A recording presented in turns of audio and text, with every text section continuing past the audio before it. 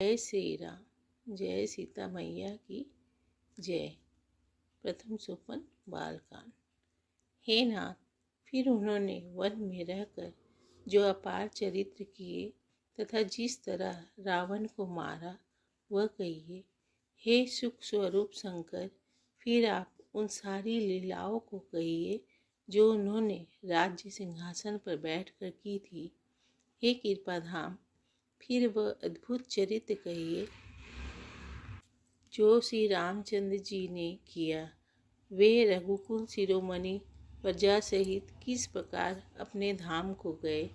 हे प्रभु, फिर आप उस तत्व को समझा कर कहिए जिसकी अनुभूति में ज्ञानी मुनिगण सदा मग्न रहते हैं, और फिर भक्ति, ज्ञान, विज्ञान और वैराग्य का विभाग सहित वर्णन कीजिए।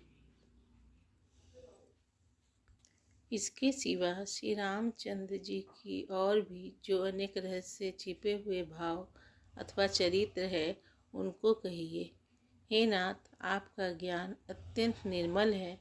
हे प्रभु, जो बात मैंने ना भी पूछी हो, हे दयालु, उसे भी आप छिपा ना रखिएगा।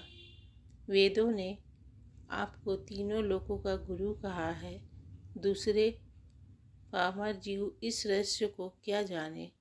पार्वती जी के सहज सुंदर और छल रहित सरल प्रश्न सुनकर शिव जी के मन को बहुत अच्छे लगे। श्री महादेव जी के हृदय में सारे रामचरित्र आ गए।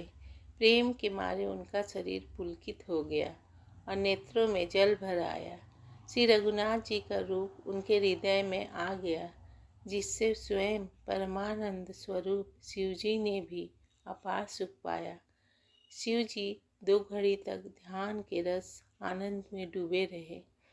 फिर उन्होंने मन को बाहर खींचा और तब वे प्रसन्न होकर श्री रघुनाथ जी का चरित्र वर्णन करने लगे, जिसके बिना जाने झूठ भी सत्य मालूम होता है।